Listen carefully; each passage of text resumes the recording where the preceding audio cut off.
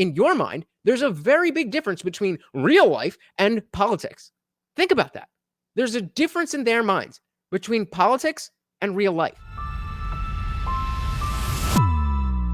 It's interesting, again, how when we're talking about Vaush's intelligence, that he's using big words, but he's not really saying much.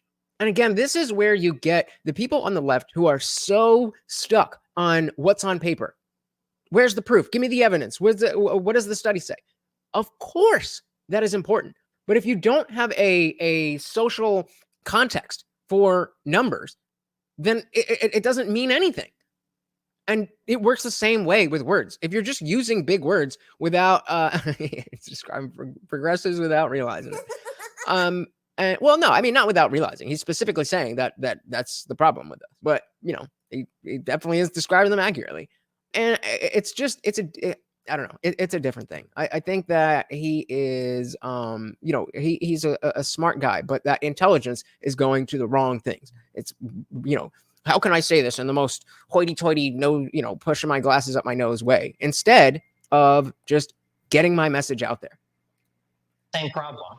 I think the reason why we look at the right and we say, oh, well, they take money from PACs or organizations. So what is the bad thing about that? The bad thing is that you might have an influencer that's not representing their true, honest beliefs, but they're representing the people that are behind them financially. But I think the exact same type of audience capture happens on the left. Every one of us up here has made a decision about what topic to cover or not cover because we know that our audience might respond in a certain way for it. And when you literally have paying subscriptions that are riding on your opinion on like a certain breaking news topic, I don't think it's enough to say like, well, you know, I'm funded by my audience, therefore I don't have to worry about audience capture. When I think all the exact same problems that people that are bought by corporate interests can exist on the right, the exact same thing can happen on the left with audience capture that want to hear a certain political opinion as well. And I would say that it is worse. It's easier to build an audience that you can be captured by than to get to the place where there's any corporation who has any interest in you at all. And so when, again, we bring it back to the principles and you don't have any, and you can get money by just doing whatever makes you money, whether that be drama or grifting or anything else, people are going to do it. People are going to do it. And so that's why you see different types of issues on the left and on the right. And it's because of the principles. But it is a difference in how that capture takes place. Don't you agree? Because if the capture is from your audience, the incentive there is to make the audience happy. Whereas the incentive in the case of sort of other money would be to keep your benefactors happy. And they might have a much more structured and specific set of goals. If you're getting funded by a consumer. I get what he's saying, that, okay, even if you say you're captured by your audience and you're just saying what you can to make them happy, then at least those are just individual people. But a corporation has a lot more influence and doing the bidding of, or not doing the bidding, but pandering to corporations is a different thing. I don't know if I agree. What do you guys think? Is that a reasonable excuse? I mean, obviously you should never be just putting content out there for the purposes of, you know, at least in politics, you shouldn't be putting content out just like, oh, I'm going to say what I know you guys like so that you'll pay me. Obviously you shouldn't do that. But is it the same thing if you're, you know, the average grifter on YouTube versus corporate, you know, media, CNN and stuff like that? I don't know.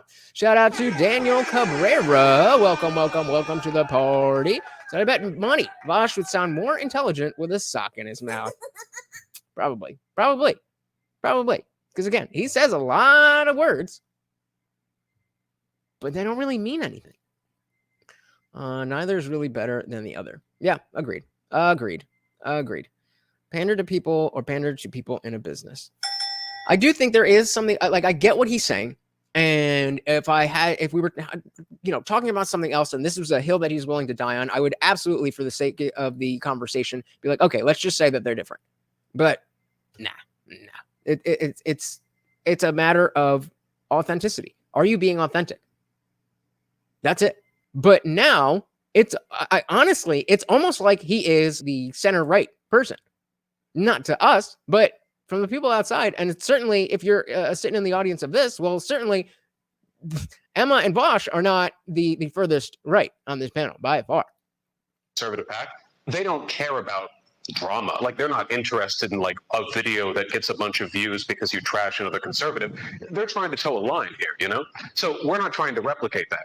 But Wait. I agree that I'm not necessarily interested in drama, but that's because what? Another conservative, they're trying to toe a line here, you know? Oh, we're trying to toe a line. Oh, it's not because we're better. It's not because we have principles. It's not because we actually care about the things that we're saying. It's because we have to fit in with the group. Projection. Sad. So we're not trying to replicate that. But I think that it takes maybe you should be a certain level of discipline in order to get comparable results in terms of audience engagement and cohesion. And to that extent, a lot of work needs to be done. So I'm hearing a lot of conversation here about the incentives in the space are lead toward conflict and confrontation, which I think any observer can see that is an angle, right? So the question I think before all of you is, given those incentives, how can there be any kind of cooperation between people who are incentivized to a certain extent by the way that the space works and the platform algorithms themselves to create conflict between one another? I think that's certainly a good point. I mean, debates and things like that, but there's always an audience for that, right? And sure. I don't know if you can get around that incentive except to just not engage in it in the same way. See, I think that's the wrong way to think of it. Is that so? Another panel that I saw yesterday was teaching. It was just called like teaching you something. I'm sure somebody out there is familiar with Dr. Mike. He was on this panel with a few other people who were like professionals, where they're actually teaching real life stuff on their channel, and so they're talking about how to make. Like nobody wants to feel like they're tuning into a lecture. You want to make it fun. You want to make it engaging. And the way that they are talking about drama or disagreements or whatever is very telling, because it's not about, staying away from the drama. It's about tying the drama, whatever it is, into real life. Like, I mean, I know it's a meme the go touch grass is just a meme, but it really does seem like the people on this side are a lot more willing to just get to the point. And I don't care about winning. I care about understanding. And that's why. Any film said those that have those leave the left. The Indian Jesus and Dave Rubin. Yep. Yeah. Of the I mean, Dave Rubin is he's a good guy for the purposes. Let's not tear into Dave. But thank you, sir. Not really reflected in the poll here, where still 70% of you hate me the most. But I know you would do that anyway.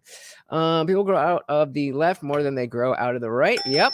There's a reason they say if you're not a liberal when you're a kid, then you have no heart. But if you're not conservative as you grow older, you have no brain.